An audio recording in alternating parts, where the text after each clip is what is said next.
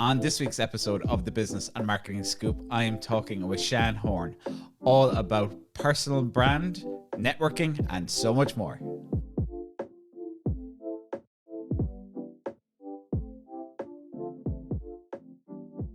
Sian, welcome to the show. Thank you for having me. It's great to you were probably one of our first guests on the old podcast many years ago at this stage. I know, it was like deja vu. I'd love to, it was many moons ago though. God, it must be 5 It was years. 2019 when it started. Yeah, 5 years. Yeah. Well, I'm really glad to be back and actually like well improved, as we said. Just watch the camera angles. Apart from that. It's Greg's job. Yeah. I think we were around a big desk at the time, weren't we? Just all leaning into the desk. But yeah, I think like podcasting has become so massive. And when I think back, we were doing it back in 2018, 2019. So yeah, we were ahead of the game. Just drop that in there. Brilliant. I have a quick list here, right? Yeah. Co-founder of Pilates, CEO of Bebel, business consultant, founder of the Learning Hub, co-host on the Unbranded podcast, founder of Women in Business Awards, founder of the Club Women's Network. That's just now. Oxygen Advantage instructor. I'm probably missing some. Yeah, Oxygen Advantage instructor, DJ. I saw that, yeah. And MC. A lot of MCing at the moment. Deadly. And obviously Deep Dive podcast, we missed that one, and Bebel podcast as well, which is coming back. All right, I knew there was going to be something missing. Well, listen, I said to you as I arrived, I actually had to just check myself because it's really hard to put that in a bio. Yeah, it's a lot. Well, it is a lot, especially when all you hear all the time is niche down, niche down, niche down. I'll never be able to niche. I love everything that I do, whether it's wellness, whether it's movement, or whether it's teaching, because it all stems back to the same thing, really. It's all education. Cool. So if we were to take a step back before all of these businesses, how did you just get started in general in business? Because I think it's safe to say there's probably not a person, particularly in the Cork business sphere, that does not know the name Sian Horn. That scares me, actually, because I suppose it's for good reasons. But look, I like to get involved, as you know, and I like my thumb in lots of different pies, and I love people. So I hope if people know my name, they know it from collaboration and trying to help other people and work with them. But it's always been in me. My dad was an entrepreneur. I would say flogging shit from a very young age. My dad's best mate when I was like 5, 6 was a market trader. I used to buy Rubik's Cubes off him, sell them at school, make a profit. I got kicked out of guides for going up into competition with the tuck shop. I used to sell stuff in the pub garden. My mum and dad had a pub, and kind of work out what the good sellers were. And then I used to like put on the cat face from Shrek and get the item back and then resell it. So I always loved buying and selling. But I never thought of myself as a salesperson, actually, until a long time after. I loved buying stuff I loved, and I loved selling it on to other people so they could love it too. I didn't realise, probably until my mid-30s, that was sales. Yeah. Do you know what I mean? I just thought I was just selling. What you do. Yeah, it was just what I did. It became very natural to me. And still, I still wouldn't sell anything I didn't passionately love. It just doesn't work. Yeah, it's inauthentic. Yeah, absolutely. So if anybody, and actually, I get often asked these days, because actually I do a lot of influence work now on social, and I'd probably turn away half of the stuff that people ask me to do, either because it doesn't sit in with my brand, or it actually wouldn't work for them. Yeah. But they've just gone, oh, she could do that, so we'll give it to her. I've done it this week. A lady came to me and I was like, I'm not the right person for you. My following isn't right for you. But I know loads of people that it is. Yeah. So it's always been in me. I found it always very simple, and I've always done everything. In the sense of, networking is really important to me. I was always the social butterfly at school. I never clung to one group. If there was ever arguments between groups of people, I was always the negotiator, the mediator, because I lived everywhere. And I always led. And, you know, people would have said probably at school, you know, we use these awful words for young girls, like, oh, she's so bossy. I wasn't bossy, actually. I was a leader. And I was a really good one. And led people that wanted me to lead them. And I think that's the important thing. There's some really crap leaders. You know, we've got loads now. Do you know what I mean? I mean, who do you pick? Because they're all crap. But because it's like best of a bad bunch. Who do you vote for? But when I went to school, I'm also quite not competitive, a little bit. But when I was That's good. That's a good thing. I think it is good. I think it keeps you sort of going. But when I went to senior school, there was like a collegium, which was like the school board. My sister went to this school called Greycourt, and my mum didn't want me to go to the same school as my sister because my sister had made a really good name for herself. And she'd been on this collegium for 3 years. She was 3 years ahead of me. And I remember taking the form that we had to take into junior school, and there was the 3 schools, and Greycourt was at the bottom. And I just remember just getting Tippex and Tippexing it out and putting Greycourt at the top because I wanted to go with me and my sister were like best mates. There's only 2.5 years between us. And I got into Greycourt. I remember my mum going, it's so weird how you didn't get into Orleans. And I was like, I know, that's so strange. Went to Greycourt and thought, well, if my sister's got this name for herself, I was always Kim's sister. And I'd say by the time she left school, she was Sian's sister. And that's when I was like, okay, I have arrived. But you used to have to get voted in by your year. So by you'd have about 300 or 400 kids, and you used to have to stand up and do a little speech. I never used to get to the speech because I'd always be so nervous. I'd just laugh, and then you laugh. Someone laughs, it's contagious, and then they just vote me in. So I never used to. I wouldn't be up there going, "I'll get you soft toilet rolls," or you know what I mean. I'd just be like, "God, this is crack," and I'd get in every year, and but make changes as well. Like then I found that I like to advocate for people. Actually implemented 100%, yeah, because you know the serious side of it was you did sit on the school board, and if you wanted to make changes, then you know you had to present those changes well. Totally. So yeah. So you were selling from a young age. So 100%, always selling something. Brilliant. Yeah. So at the moment, look, you've a lot going on. Yeah. Is there either one of your businesses or one area in business at the moment that you're particularly excited about? This year, and this is going to sound weird, but this year it's about me.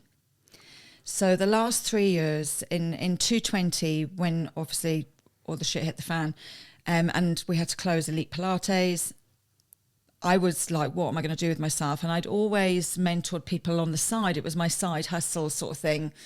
I was always going for coffee with people and helping people in that way.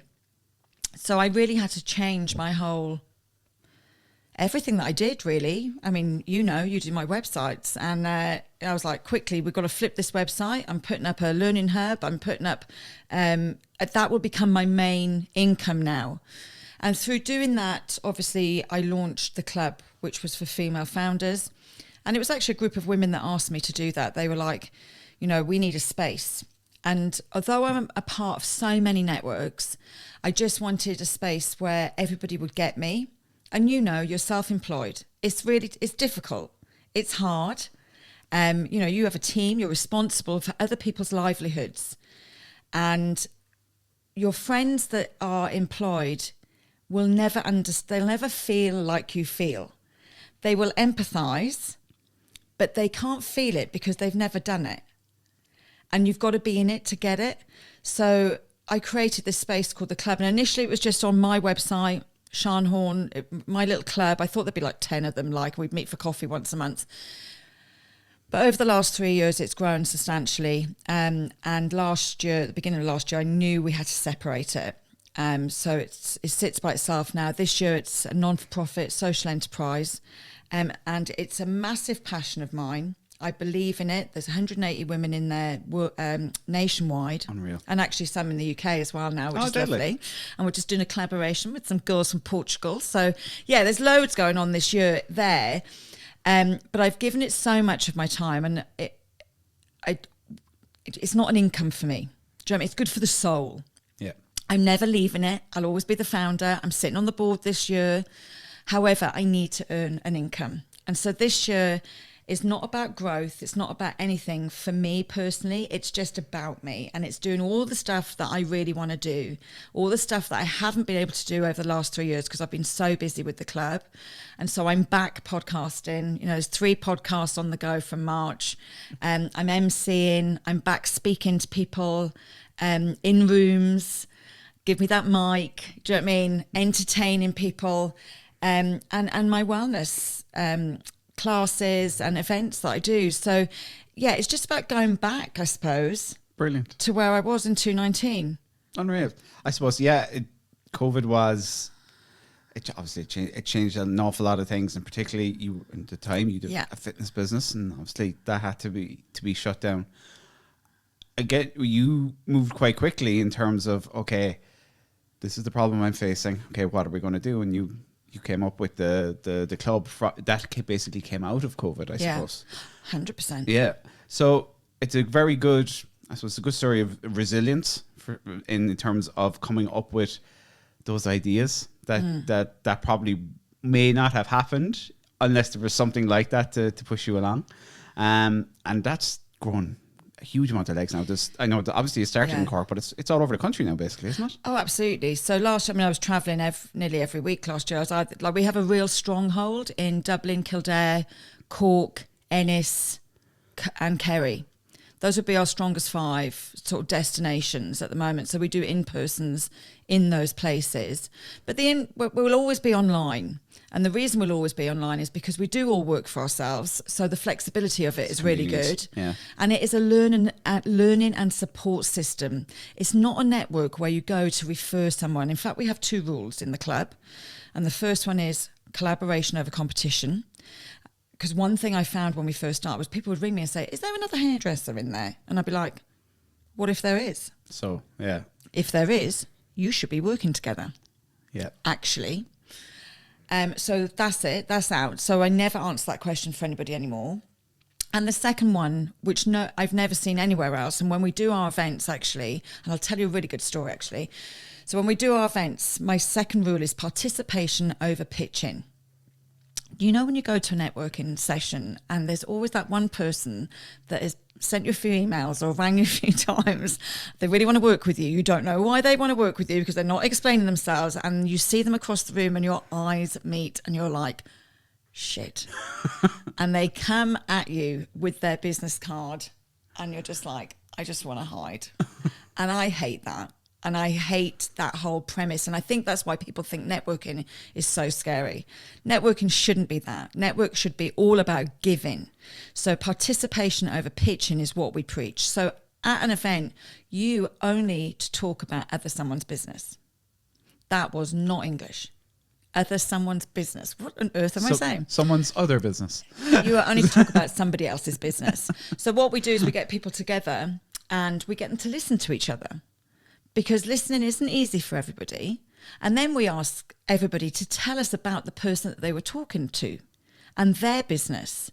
Because there's a real lack of confidence with women in business. So that really helps people because no one wants to talk about their own business. It just makes you feel icky. And when someone else talks about your business, 2 things happen. It sounds absolutely amazing. And secondly, you are standing there realising what you've achieved because we don't do that for ourselves. It's a great idea. That's a really clever idea, actually. It's not amazing. If anybody nicks that now, right? I've said it here. I said it on another podcast about a year ago, actually. So anybody nicks that if I go to anything. But it was lovely. And that's how we've collaborated, actually, with so many other networks. Because this is something that we do really well. We really understand our people. We really understand what it's like to be as a woman in business. And most other networks are for women in business. And we are for women that own their own business. And there's a massive difference. So I actually invited a fabulous lady, Sonia DC, who is Pestle and Mortar's founder, to one of our events to talk. And she did the talk, and then I did what we always do, sort of our networking piece.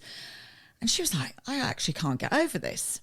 And the following week, she was at another networking session doing a talk with Image Business Club, actually. It was lovely, really lovely. It was down in Galway. So she'd come and supported my network. So I said to her, I'm going to drive down to Galway now, Sonia, and I'm going to come and support you, because she was like, I don't know many people down there. Anyway, got there. She was there with her sister. What a bitch. She was with someone. Only joking. Anyway, she's just phenomenal and has an amazing business. But she was chatting on the stage, and somebody asked her a question, and she said, look, you know, these talks are great, but there's a woman in the room, Sian Horn. Sian, where are you? And she got me to stand. She goes, if you've got a business, you need to talk to Sian, because what they're doing in the club is something I've never seen before. And it's really, really clever. And I just remember at the time thinking, how generous of her, number one, but how generous of Image as well, number two. And so Image is someone that we're going to be working with. Brilliant. Because we don't want to do big events in Dublin, and they do that amazingly well. But we do want to look after the women. So we can help you, and you can help us. Look, you've hit the nail on the head with what networking is. It really is, like 100%. It is not about selling. Yeah, it is really not about selling. Or giving. It's all. Yeah, it really is. And it's just making connections with people. Yeah. And saying, okay, how can I help them potentially? Yeah. How can I give? Yeah. Yeah. Give. Yeah. Because it will come back. And sometimes it feels like it's taken forever to come back. I know, because I've been there. But it does. It feels like it takes forever. But when it happens, it's really magical. Yeah. And well worth the wait. Any advice for people walking into networking room, whether it's a chamber, whatever it might be, whatever type of event, can be quite daunting for people? I still find it daunting. Yeah? Yeah. I always tell the story. I went to an event. So I wear black majority of the time. I'm getting better. But I wear black nearly always. And somebody invited me to a big Musgraves do, actually, in the Maryborough. This is 219. And I was like, I'm bound to know someone there. It's Cork. And I'm well networked in Cork. I was like, bound to know someone there. And for some reason, I don't know why, I put on a white shirt.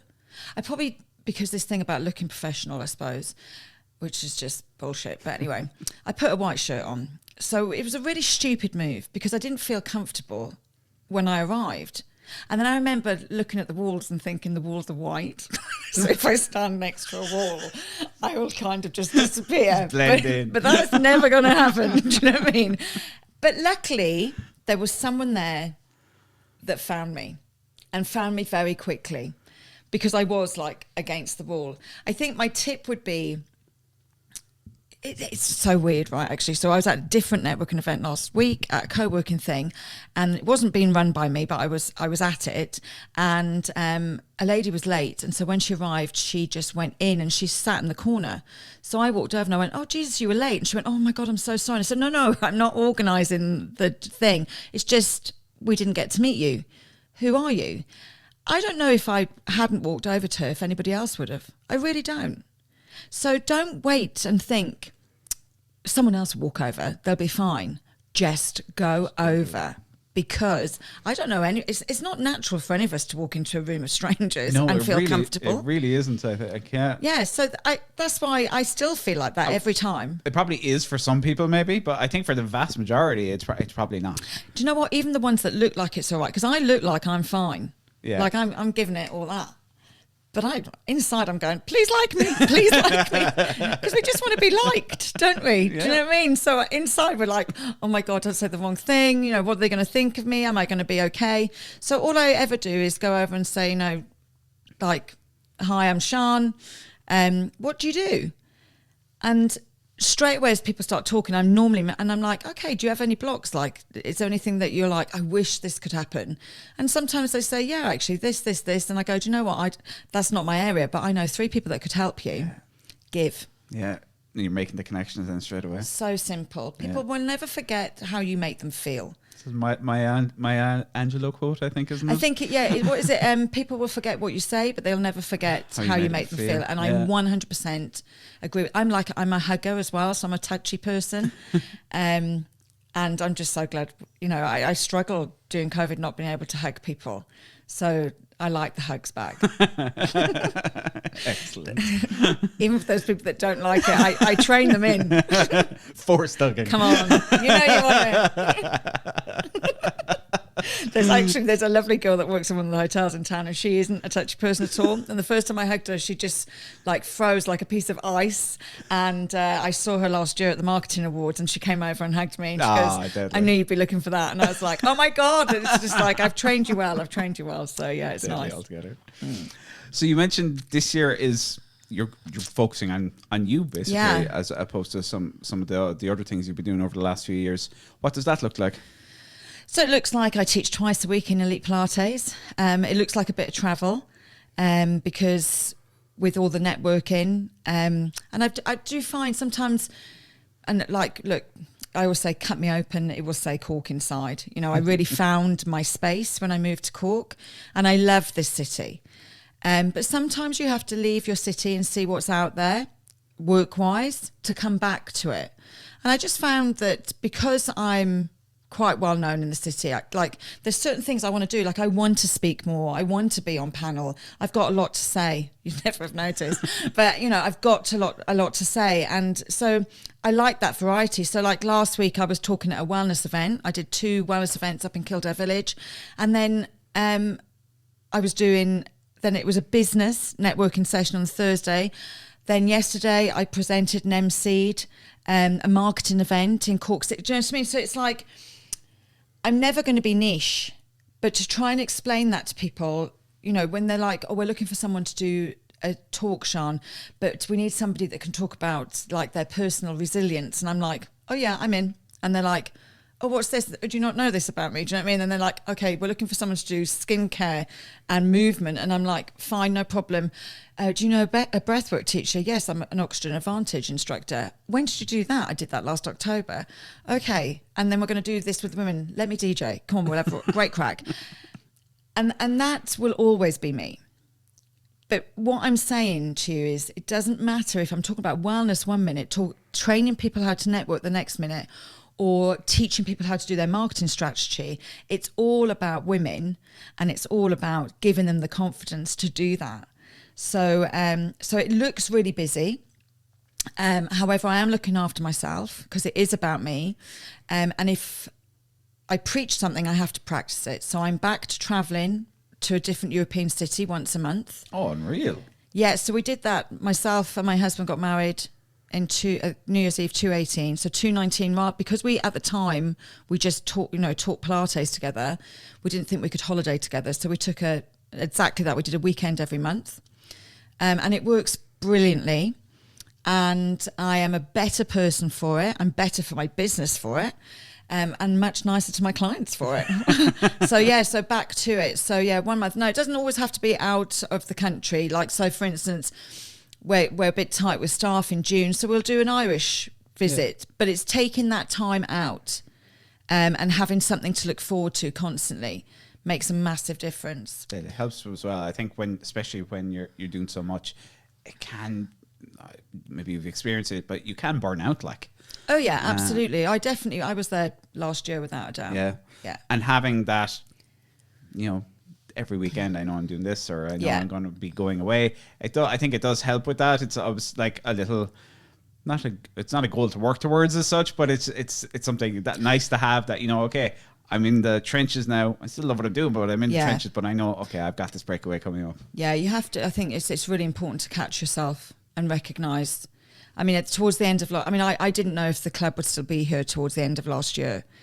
I couldn't do what I was doing any longer. But their board is in place now, and also as well, I'm a perfectionist. So when I started showing people what we offered in the club, they were like, "Are you mad? Like, this is crazy.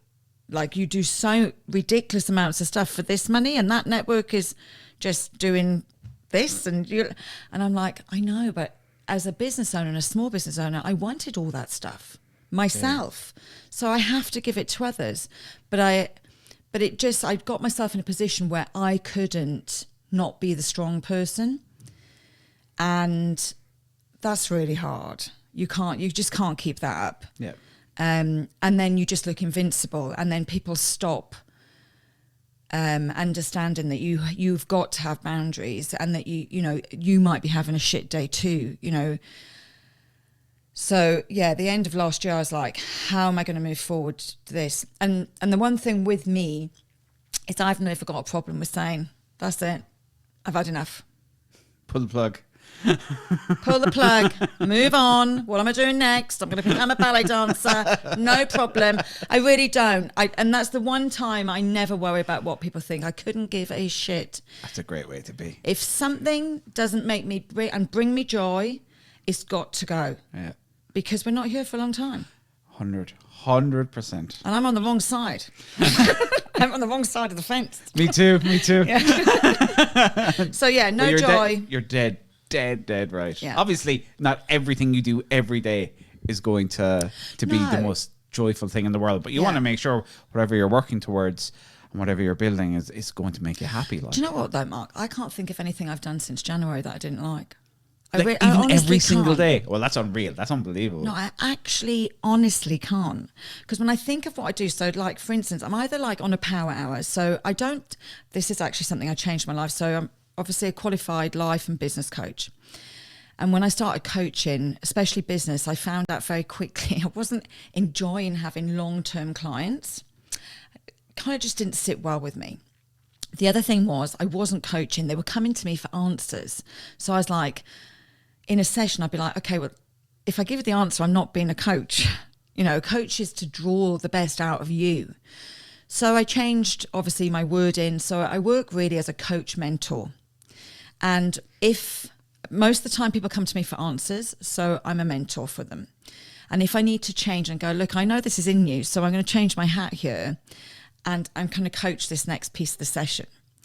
And because that gives them confidence, they're like, I actually did know.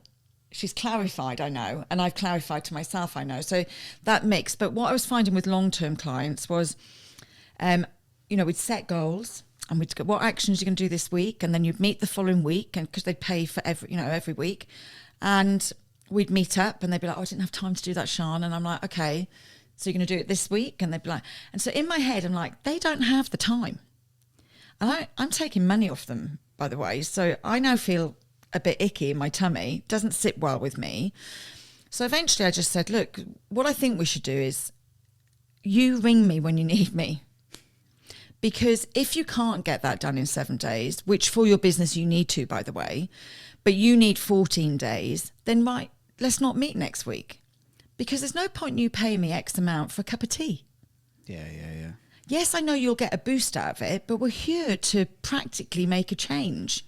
So now I just do power hours, and they're brilliant because my brain works very quickly, and I'm a massive, quick processor, and I'm always solution driven. So I have lots of lovely clients now that just book in for me when they need me. So I really enjoy that. So my power hours, I love. I get to teach twice a week in Elite Pilates. That's my joy. So I really love that. I do my eventing. Give me a mic.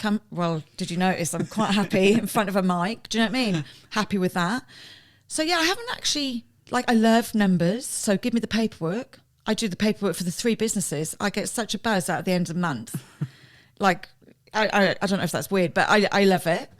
So yeah, I haven't really done I can't think of anything this year. I'm not saying last year, but so far this year, I can't think of anything. That's unreal. You've managed to kind of craft, I suppose, everything that's built up over the last years, all the different businesses, and now you've refined it down to, okay, here's what I really enjoy doing.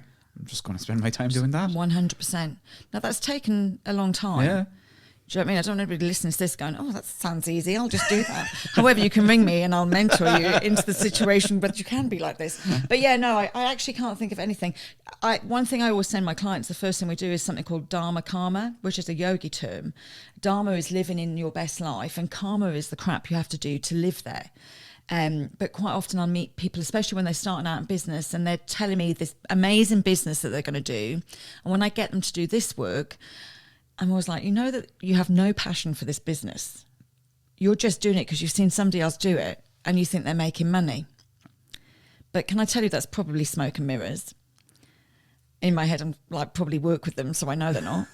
But do you know what I mean? But I'm like, you've got to be driven. You've got to be passionate about it. Otherwise, it doesn't last. Yeah, it's back to burnout. You will eventually probably burn out. Yeah. 100%. And it's funny that there is not, as I say, not all the time, but you have to enjoy what you're doing. Got to. It's two reasons. One, life is so much better. And two, like we said, we've got 70, 80, 90 years on this planet. Why the hell would you not want to be enjoying what you're doing? Oh, Jesus, Mark, I'm going 80, 90, 100 days. I've got 17. Oh my God, I've got 17 years left with this one. Jesus Christ. I've got a lot of wine to drink in my house. Let's say 120, 130. We'll target that. And that's the thing, we don't know. Like look how quickly Stuff's changing quick. I mean, you know, like 70 is young now. Yeah. You know, it really is.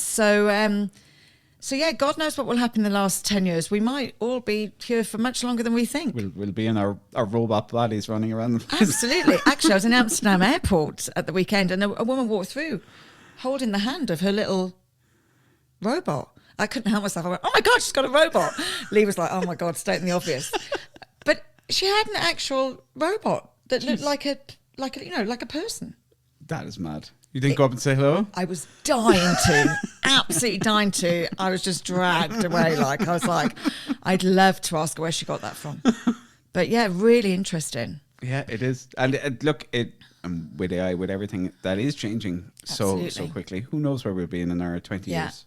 One thing I always talk to you about anytime we sit down, personal brand. Yeah. You've carved out such an amazing personal brand for yourself over the years. A lot of people listening are marketing students, sometimes entrepreneurs. I'm always saying personal brand, personal brand, personal brand. If your name is known, whether you're posting on LinkedIn to try and maybe get that job, whether you're posting on Instagram to maybe try and get that deal with some company, whatever it is so bloody important to build your personal brand. If you're not doing it, people are not going to know who you are, what you stand for, what you can do for them. You have done an amazing job building a personal brand. Thank you. Talk a little about that. Was it a plan? Did it happen organically? It's 100% organic. And actually, I think the best personal brands are because, look, all you can be is yourself. And it doesn't work for everyone. We've said this before. You know, you can't be liked by everyone. It's impossible. So you have to try and be okay with that. It's really hard for women because we have a slightly different way of working our brain and that empathy bit. So actually, I was talking about this morning. So it's fine to understand that not everybody's going to like you. However, it is going to hurt. And that's fine. But then you just have to work out how to lose the hurt. Because as a woman especially, we're natural nurturers. Of course I want everybody to like me, but I don't like everyone, you know. So it's just not possible, and you have to remind yourself of that. But yeah, it's 100%. A good personal brand is 100% organic. It comes from giving, back to giving, comes from helping people, comes from what people will say about you when you leave the room and how you made them feel. And how you represent yourself. And, you know, I worried about my personal brand for such a long time because people would use words like funny and, do you know what I mean? And I used to think, God, then they won't think I'm professional if I'm funny. But you you can't not be funny if it's natural, if it comes natural. But do you know what I mean? And I just think if you can't have a laugh, if it doesn't bring you joy, just get on, just go. Do you know what I mean? And I was the same when I worked in the corporate arena. Yes, I wore a suit, but my gob was the same. And it really was. Do you know what I mean? So those things would come out of my mouth. So I think as long as you're authentic, and remember, it doesn't matter if you're a business owner or whether you work for a business, 100% people have got to know your name. And that's what I've really noticed over the last couple of years. You know, I grafted hard during COVID. Like I interviewed over 300 small businesses online. I was there every day. I never, ever took a day off for 6 months. I was there 11 a.m., 7 days a week. By the end of that, I was burnt out, 100%. But I know consistency is key. And I gave all of those people a platform. Last year, I went on the road with Champion Green. Because of that, I presume, that work that I did for small businesses, they picked me as their ambassador. And I traveled the country again, interviewing businesses, giving them the visibility that they really deserve. And the sad thing is that a lot of those businesses that I interviewed even last year do no longer exist. Yeah. But they'll remember that I gave them that and that platform. And I think that's really, and so my platform, most of the time, I'm just trying to get my platform bigger and bigger, because when my platform is bigger, then we can hold someone's hand and pull them into it. Deadly. Brilliant altogether. Again, with the personal brand, you mentioned your DJing, your MCing, your marketing, your business consultant, Pilates. The list is longer, but we've only so much time. But having that brand, that visibility, is probably a big part of what allows you to move into these spaces and to be able to get job, like say the DJing, for example. That's obviously something new. Yeah. If you were starting from scratch with no unknown name whatsoever, with no brand, and you started off doing that, it would be very, very difficult. Do you know what though? Like, so women come to me all the time actually, and they're like, Sian, I want to speak. I want to do what you're speaking. I want to speak. And I'm like, okay, create an event and speak. Yeah. And they're like, what? And I'm like, just create an event and go and speak. What are you waiting for? Don't wait. Stop waiting for someone to ring you and say, I think you're amazing. Would you like to come and speak at my event? Put the event on and speak. Because it actually, I just think everybody's waiting for something. Why are you waiting? You know, the DJing was solely, I wanted to do something which was different, because we had the Women in Business Awards in November, and I'm like, what, you know, I want to prove to these girls, doesn't matter what age you are, what you look like, what you do for a living. If you want to do something and you've got a graph for it, then you can just train and do it. So I spent 5 months with my lovely teacher, Natalie, from Cork, learning to be a DJ, and it's really hard. I was like, oh, Jesus Christ, I thought you'd just be like, ping, ping, do you know what I mean? So it's really hard, but it was a great way to end. So the event was on, so that was my first ever gig. Yeah. But I put that event on. It was my first gig. I didn't wait for someone to go, oh, we'd love a 52-year-old to DJ our event. You'd be just the person, Sian. You look just like a DJ. Do you know what I mean? However, now people think that's really quirky. So I'm like, bring it on. I'll do your brunch. Unreal. Great crack. That's fucking brilliant. I love it. Great crack. But I think that's my thing is, please stop waiting. You know, I really want to do this. When do you want to do it? And launches like this crap, just open, just do it. Like, what are you launching? There's no rockets here, like, do you know what I mean? It's like, I'm doing a launch next week. What do you think? And I'm like, just open, just start taking some money. Yeah. Then worry about it. You can launch in 6 months down the line again if you want, like. I've launched everything without headed paper and a business card, like, I don't, you know. I just think, just do it and just have some fun with it. And if it doesn't work, it doesn't matter. You've learned something. You'd have probably a great laugh about it in a year's time, having a glass of wine with the girls and go, do you remember when I did that? How crap was that? Do you know what I mean? And I've got plenty of those stories too. Do you know what I mean? So, care to share? Well, when I had my beauticians, which was actually my first business in 2008, obviously the recession just hit. So I just bought my first business, recession hit. I had no money. So I used to work in the call centre, NCT call centre in the morning. Actually, that was the afternoon. In the morning, I used to stack shelves in Duns for Unilever. That's actually the worst job I've ever had in my life. That's how I became a Pilates instructor, because they broke my back. But apparently, allegedly. We'll put a little disclaimer on this. Just in case. They are a massive company. So I used to stack shelves in the morning. I used to go in and do 5 hours behind the desk, and then I'd go off and do NCT call centre. And whilst I was in the NCT call centre, I used to make birthday cards to sell in the salon to try and make some extra money. So yeah, I mean, that was just a nightmare time. Do you know what I mean? However, I'm still friends with all those girls that work for me because they always got paid. I had 3 jobs. They had 1 job and they always got paid. So we have a great relationship. And still, like, they all work for themselves now and, you know, Deadly. 20 years on. But yeah. Yeah, there's oh look, and then I had a magazine. Remember I had the magazine? Yes. I mean, that's the worst. That's the worst business I ever had. It was just horrendous, like unbelievably fantastic. Sat in all the 5-star hotels in Munster, but miserable. God, and that's when I was like, I'm not a salesperson because I can't sell advertising. It's crap. Like, do you know what I mean? And I don't love anything about it. Yeah. Whereas I could talk to you all day, night about Pilates, women in business, small business, what we deserve, the blah, things blah, you love. Yeah. all the things I'm passionate about. Yeah. Brilliant. If anybody's listening and for some reason they have not heard of Sian Horn before, where should they go to? SianHorn.com. Which will be maybe under construction. We've got to have that conversation after, Mark. So I need to change my website back to what it was in 2019. But do you know what? Like, it's such a pleasure to be here because we have worked together, obviously, for about... I think it was since it was Lee Place. It was probably 2011. 11 years, maybe? Yeah, 11, 12 years. Yeah. And I found you in that little room in South Mall. And then he moved to be next to me, just so you know. He came for me, not the other way. But yeah, I'm very loyal. And once I work with someone and get on with them, they have me for, I'm a lifer. Like, so yeah, tough, Mark. No, absolute legend, Sian. So you are. Thank you. So, thanks so much for joining me today. No worries. Thanks for listening to this week's episode of the Business and Marketing Scoop. I really, really hope you enjoyed it.